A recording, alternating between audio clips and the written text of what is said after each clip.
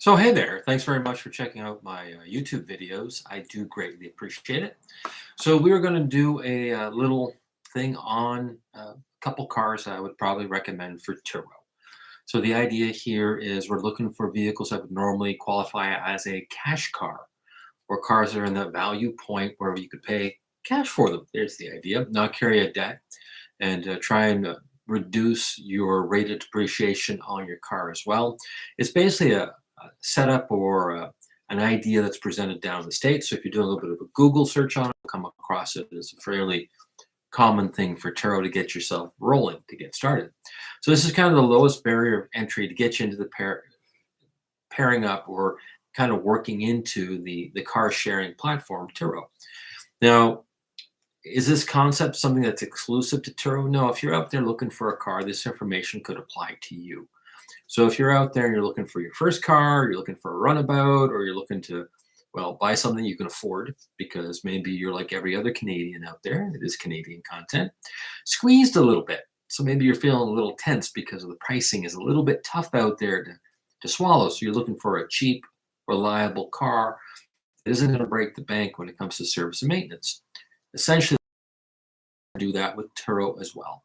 So again, if you're interested in videos, if you're interested in automotive maintenance, or you're interested in kind of working down what the cost of a car is, or you want to get your sales license, or you're looking to get a wholesaler's license, check out my other videos. It's all kind of automotive related. Turo is kind of the thing that I do. Again, it helps offset insurance cost, maintenance cost, buys down the car as the depreciation goes down on the vehicle as well. Gives me the ability to have content for the internet. So I can make these wonderful videos about cars and Turo and Omvec and all the fascinating things that I seem to be interested in. So it's just a hobby per se, as far as that's concerned. These little live sessions, as they are kind of broken down into this cash car model, is really kind of an early introduction into the idea of doing a podcast on car reviews. And typically, I find on the internet, strangely enough, or on YouTube, they all seem to go to these high level cars. So kind of like, well, if you're in the market for a new Porsche, or if you're in the market for a new Lincoln Navigator, you're kind of going, that's great. But I'm the guy that's in the factory sweeping floors. I'm not looking for one of those cars. I'm looking for a Mirage, or I'm looking for a car under $5,000 that isn't going to kill me, that type of deal. So that's what we're trying to shoot for. So again, cash car model works for you if you're out there, you're going, okay, I'm trying to find something I can get into that's affordable. If you find these videos are helpful, I would appreciate if you gave me a little thumbs up. That would be wonderful. I also appreciate if you're interested, you're kind of a car person, you're kind of doing your thing. If you could subscribe, that'd be wonderful too. I'm trying to keep Canadian content because I'm in Atwood, Ontario, and I do Turo, so hello. And I have two vehicles on Turo right now. So I've got a Hyundai Genesis, and I've got a Mitsubishi Outlander, because I've worked for Hyundai and I worked for Mitsubishi in the past. I'm very familiar with these cars. So it's one of those things where let's take a look at them and have a little peek and get an idea what it's all about. So today I thought we would talk about Lancers. And Lancers are a pretty complicated little item, just to put you out there. They come in a variety of trims, and they have a broad range when it comes to pricing. So I'm going to repurpose some of my content just so it's not just a talking head, that we've actually got something going on. So I thought I would repurpose some of the stuff that showcased in the past. So can you find a reasonably priced Mitsubishi Lancer in that under $7,000 mark? Yes, you can. And the Mitsubishi provide a pretty good value-oriented car if you're trying to get into something that's a little Japanesey, right? So if you're looking for something along that line, and you're looking at Honda, Toyota, a lot of folks will compare them to Hyundais as well. They're kind of even the Kia product. Most people actually don't have the Lancer on the radar. or the Mitsubishi brand on the radar in Canada because we don't they just don't do a lot of marketing. So it's not like you're inundated with car ads that say, "Come on down and check a Lancer." The other ones they're not in production anymore, which is another struggling point, which is actually a great item for the consumer because it does reduce the price a little bit. Now, a nice thing is the platform itself is really an RVR underneath. So the RVR is loosely based on the Lancer. The Lancer is loosely based on the RVR. They share an awful lot of components. So it's one of those things where can you get brakes and pads? And yes, you can. Can you get a starter and alternator? No problem. Can you get a water pump? Not an issue. So it's one of those things, even though the car is no longer available in the marketplace, there's still lots of product in regards to uh, service support and parts supply. So it's not an issue from that standpoint. So it's not like an orphan brand car where you kind of go, oh, I bought a Pontiac G6 and you can't get anything for it anymore, right? Very hard to come by. Whereas they have stopped making the Lancer, but again, because Mitsubishi is predominantly a parts producer, and because in their car line they like to borrow and move things around and share platforms and share components to reduce cost and help in distribution. It's a pretty decent car to get into from that standpoint. So I wouldn't be too deeply concerned about the fact that they aren't available as a brand new car. But with that said, they're getting harder to come by. And in Ontario, they sold a lot of these. So there's a lot to pick from. If you're in Quebec, lots to pick from. Quebec seems to be a primary market for Mitsubishi. They threw a lot of marketing material into that area. They really did dominate. They tried to make that place work. Also, if you're in Vancouver, I think they sold a lot of them in Vancouver. The middle brand, kind of everywhere else, kind of a little sparse. But again, who's looking at Lancers? So if you look at the Lancer, you're going to immediately think Evo. If you're a Mitsubishi person, you're going to go, oh, great, let's get a rally art. You're not going to get into a rally art for this price point. And if you do, you're going to get into a rally art or Evo that really aren't cars anymore. There are going to be lawn ornaments or projects, right? So we're going to rule those out right off the bat. So we're not looking at rally arts. We're not looking at Evos. Those are specialty cars, and they're not going to work. We're going to be looking for things like SEs, and we're going to be looking for ESs. We're looking for the entry-level cars. They're the bread and butter. Yes, I'm really, if you look at an SE or the entry level, the ES models, you're going to say to yourself, what am I getting? Well, you're really into kind of entry level Toyota Corolla categories, Honda Civic categories. Like we're not talking the high end models on those ones either. Nice feature with the Lancer is that it is available in an all-wheel drive non-turboed version. A little hard to come across, but it's available. Again, it's the bits and pieces off the RVR. So it's one of those things where a lot of folks will look at it at the price point when they were new.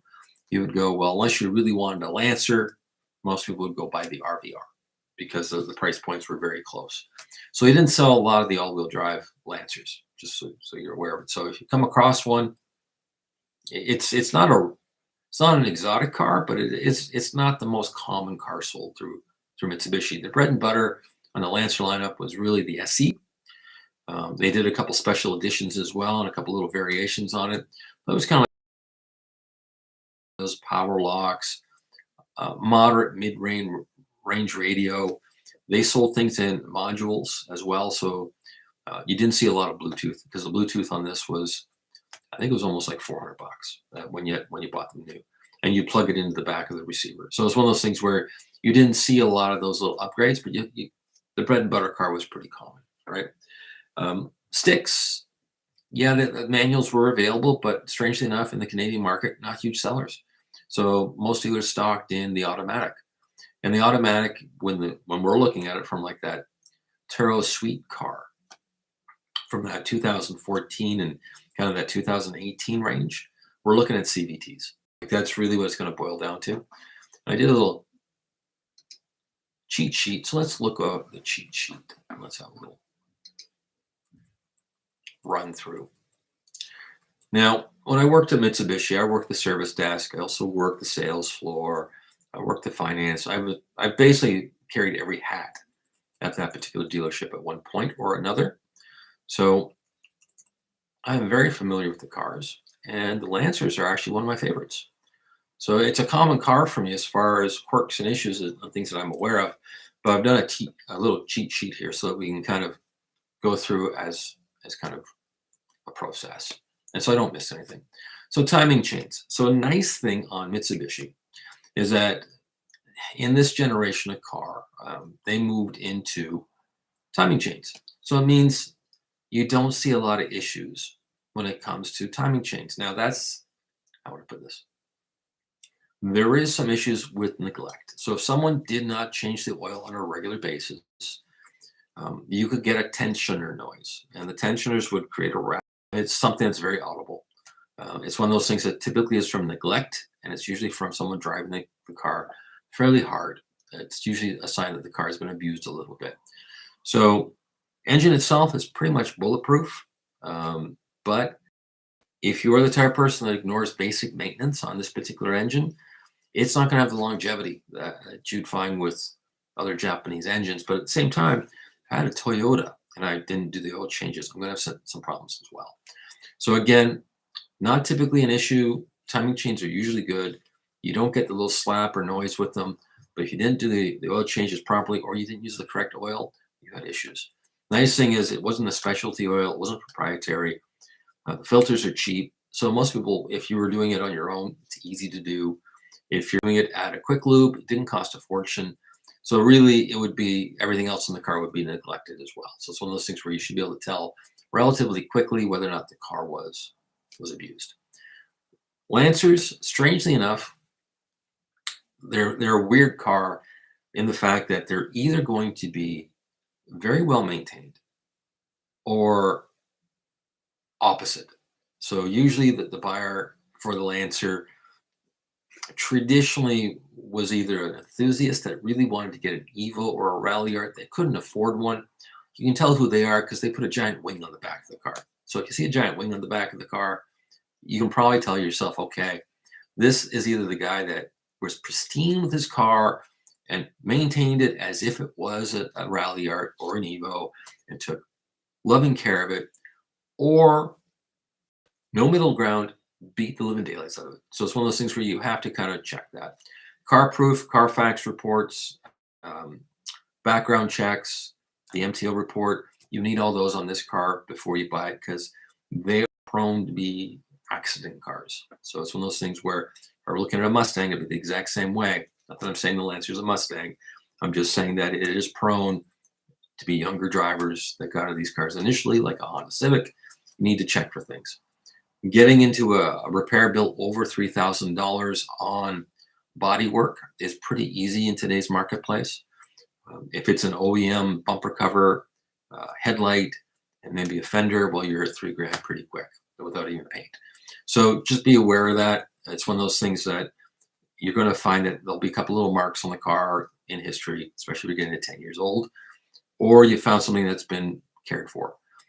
So that's just kind of the nature of it. CVTs.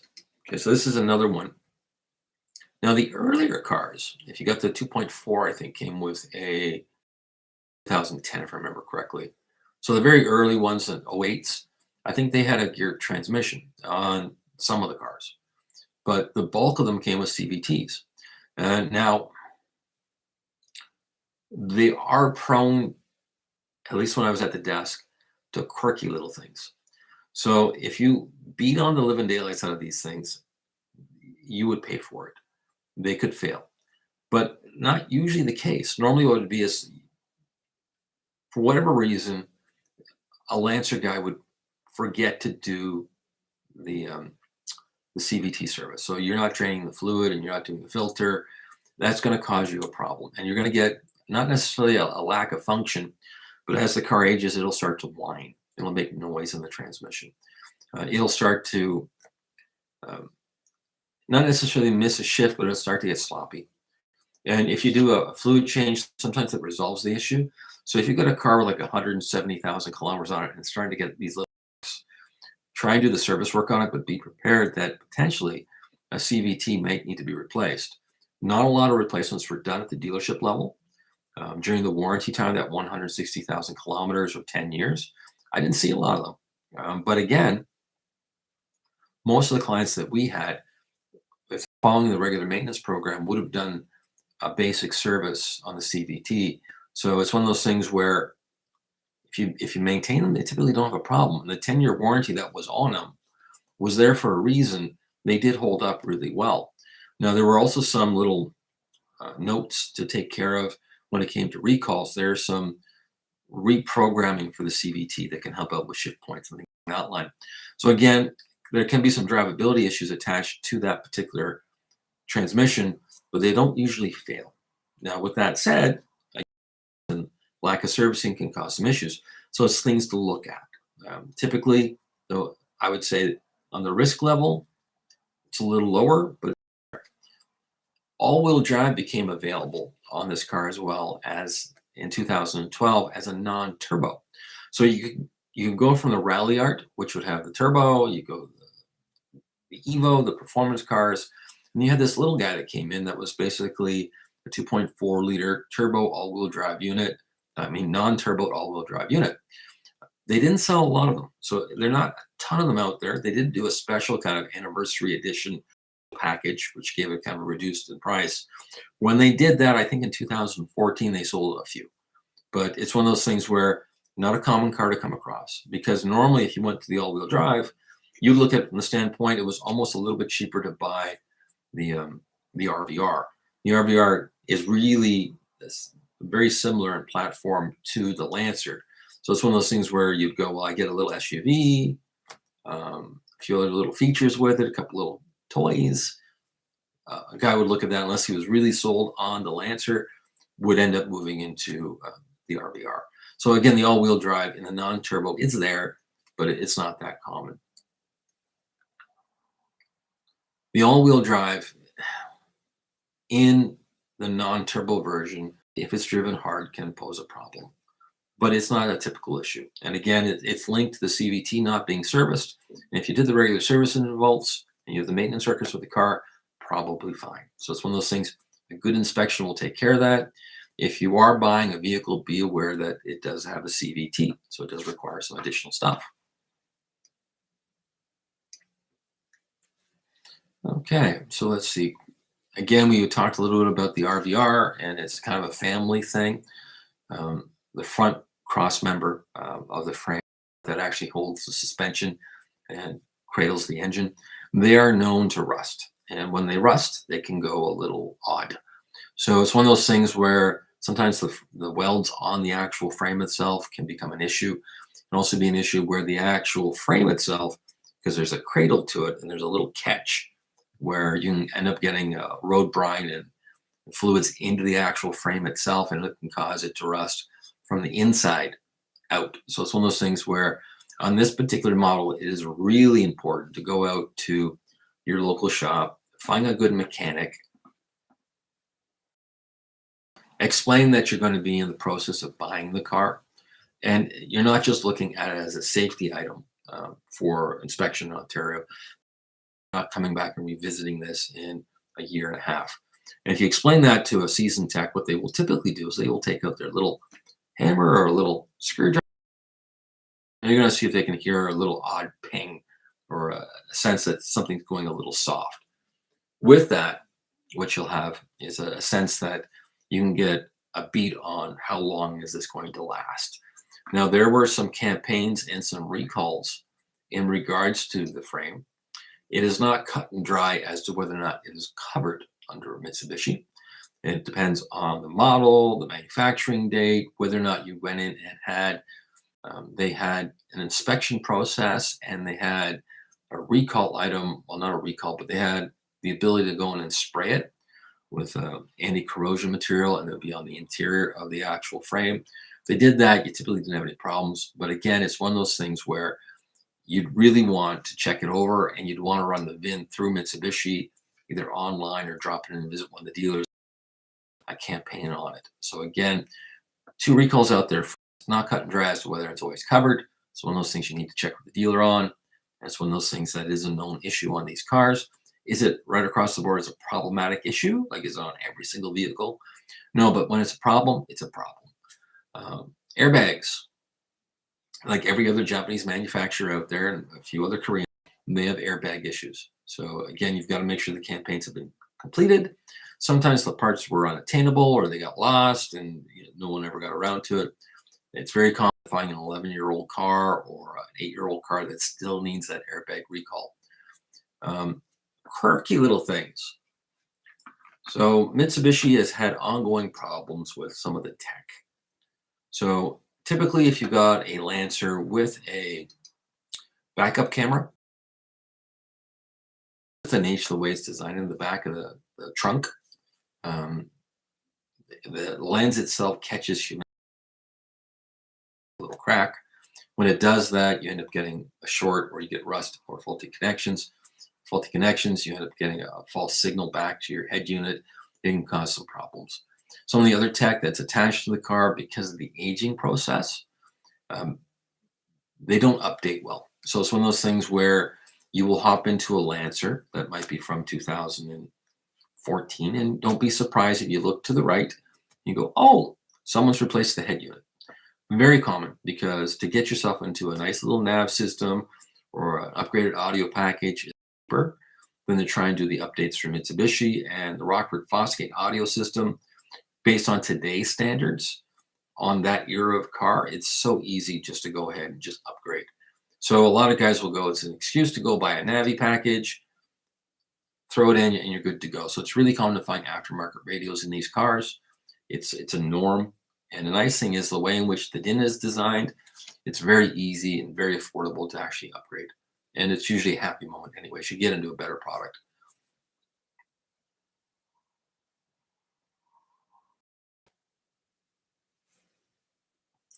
Okay, again, they've got a couple recalls out there in 2016 and 2017, updates for the computer programming. So again, that's something you'd want to check. Airbag.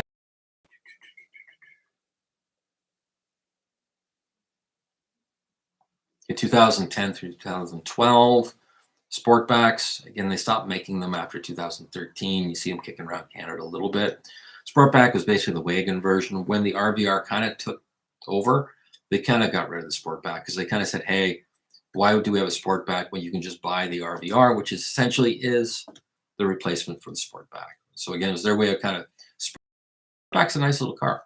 So if you had one, it won't qualify for Turo because they're a little too old, but again, they've had some issues with those related to software updates and looks like some tensioner flans with the engine, but it's exclusive to the Sportback, so one of those things to watch for. Turbo models, Evo and Rally Arts, a whole host of issues, but they're usually related to drivability. So it's usually because someone has driven the bag out of them because they're performance cars. They didn't carry the same 10-year warranty because Mitsubishi knew that probably the buyer of an Evo is going to take it out and pretend it's on a track and drive a little bit of daylights out of it. So we're not going to talk those because they're not going to be in that $7,000 and under market. The all-wheel drive selectable unit, again, that's 2012 models and up. Very select to come across though as far as the SC or the special edition. If you can find one, they're not bad, but they're not really common. And that's where you start looking at RVRs because the price point will be very similar.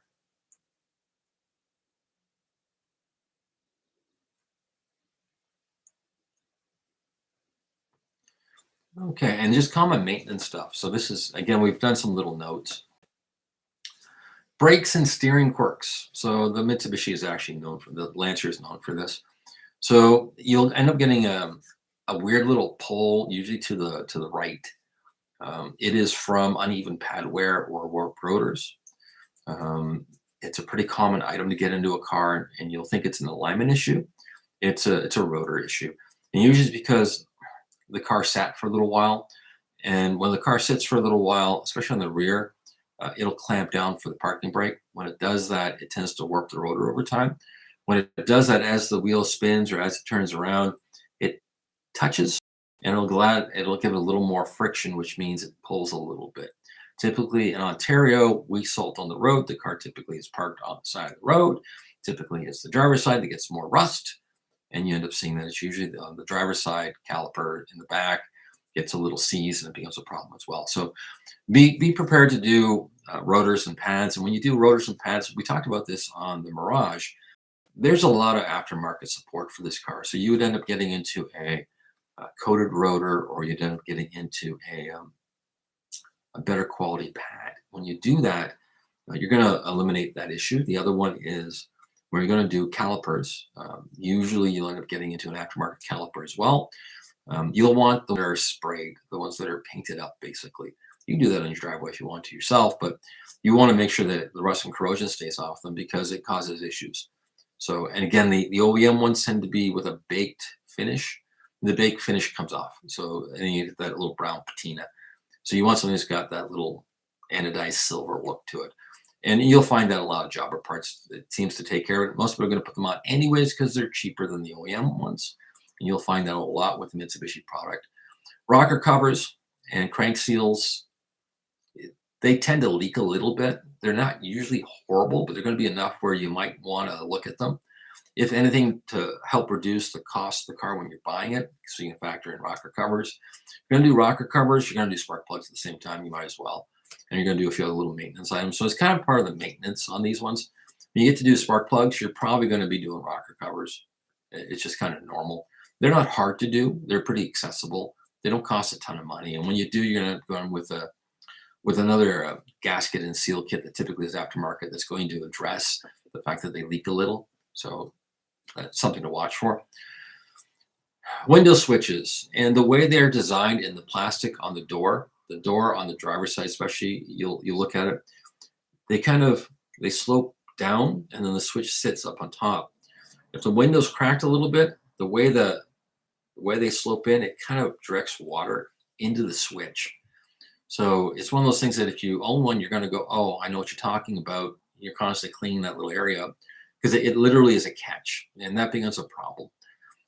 Blower resistors on the fan. So if you've got the dial, which is pretty normal on these ones, if you crank the dial really fast up and down, you're going to have an issue with the resistor. It's kind of like the old GM cars back in the day. So they're not horribly expensive to replace, but it's one of those things that can be an annoying problem with availability of parts today. It is a proprietary piece, a secondhand or a little wrecker to get it, hard to come across.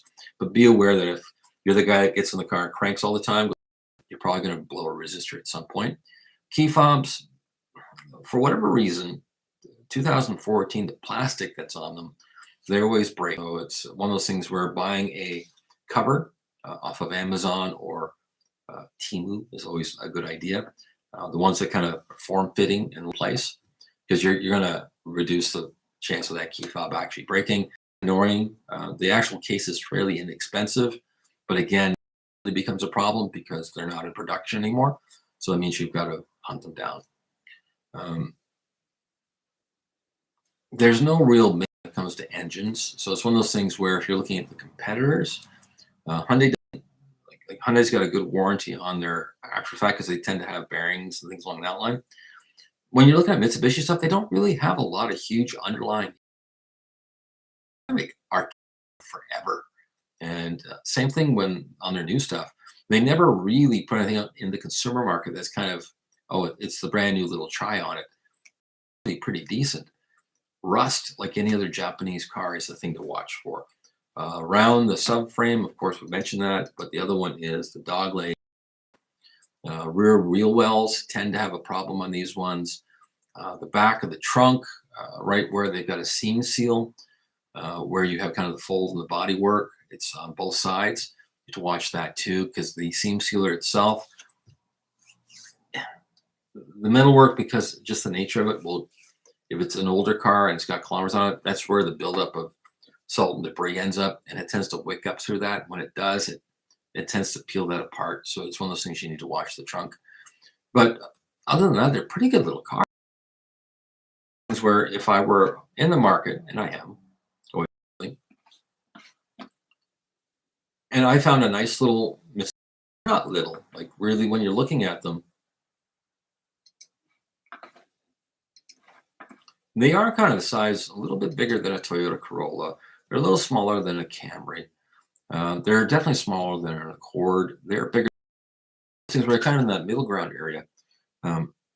They're good value. And if you can find one under $7,000, and if you can find something that's under 200,000 kilometers, There's really not a lot to the car to really be too overly concerned about if the maintenance has been maintained. They are good value. Parts, because the support with Mitsubishi and the additional jobber parts that are out there, and a ton of aftermarket as far as support, as far as brake pads, calipers are not a problem. Finding suspension pieces, a breeze, like really very easy to come across. Quick struts, suspension pieces, usually they're on the shelf. Like really, for a car that hasn't been in production for a couple of years, it is really easy to find parts for this. When you're looking at the engine, it's the same engine that's in the RVR. It's still being produced today. So it's one of those things, getting a starter, getting an alternator, not a problem. Getting belts, not a problem. Radiator's not an issue. If they've kept the skid plate underneath the car, which tends to disappear on these things, they either come off during Canadian winters or they don't get put on after an oil change. But if they've been left on, typically you don't have issues with wiring as far as corrosion is concerned. So when you get that debris getting kicked up into the actual engine bay, causes issues. Rocker panels, because they put a big piece of plastic on the bottom, they don't tend to get a lot of chips or marks or really issues as far as rust from that, but they end up getting, they catch humidity and debris. So it's not a bad idea if you're buying one to be able to get underneath the car and peel back a little bit of that plastic and just have a little look, because the sills are prone to rusting because of that catch. So you can't usually see it. That's one of those things that can be there. So just be aware of it. Very much like my Jaguar does that. So it's got the same type of deal on it. Little things on the car can be a little quirky, and that's where that audio package is a problem. It doesn't like to pair up to phones. It was a problem when they were new. So that's where a lot of folks wind up going, okay, I'm going to buy a little head unit and replace it. Usually they're plug and play. When you do an upgrade to like a 9-inch or really anything, really, the wiring harnesses on the Lancers are really easy to work with. It's one of those things where if you do want to add in something, they're a very nice car to work on. Access underneath the hood, very easy. So if you're doing any component repair, very simple. Batteries are not proprietary. So in other words, if you want to go buy a cheap Walmart battery, throw it in there. They're not subjected to voltage issues. So it's one of those things where, like, if you're putting it into a newer modern car and you had a battery that had a weird little voltage spike or anything along that line, you might have issues with check engine light, or if you had a bulb that blew, you'd have to program stuff. The Mitsubishi is really a very basic OB2 car. Like it's not really all that innovative when it comes to technology. So there's really not a lot of problems there to deal with. There are some little quirks as it's associated with power windows. And again, we talked about that with the switches, getting contaminated and getting wet. Typically it's a switch issue. It's not usually a motor issue. Some of the wiring on the doors, if it's a really high kilometer car with the opening and closing the loom, sometimes the wiring will crack and it'll cause an issue. But that's a pretty easy thing to fix and diagnose. Like they are easy to work on. Access for doing like service the transmission, not hard. So it's one of those things where if you're looking for a car that you need to buy that's a little cheaper, you're going to go, okay, I'm going to get something that's in that $5,000 mark that might be at 200K and above. And you do need to do some service work. You're going to mitigate that by doing some of the work yourself. It is basically a textbook car. Like it's not a complicated car from that standpoint. No real proprietary tools needed. So a guy with an average tool kit can pretty much work on it. And that's a nice feature in today's marketplace on the lower end cars. So is this a good car for Turo? Yeah, I would say if the price is right, the kilometers are in range, and it has clean body lines and it doesn't have,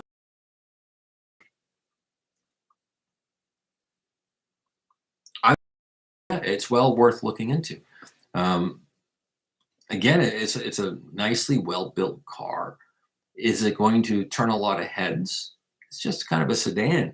In the upper trim levels, yeah, it can be misinterpreted. You throw a wing on the back of it and do a couple little key little things to it if you want. If you're a car guy, you're going to know it's not an Evo. But if you're just a person who goes, it looks like a sporty little four-door, runabout, yeah, you can do that. A lot of little bits and pieces out there for the car to dress. So it's one of those things well worth getting into if you like this line.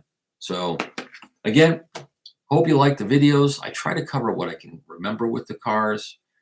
If you've got any questions, anything along that line, throw it in the comments section. We'll try and get to it. I do live sessions on the weekend. I'm trying to do these little series of kind of like the cash cars or the picks and the things that I kind of know a little bit about.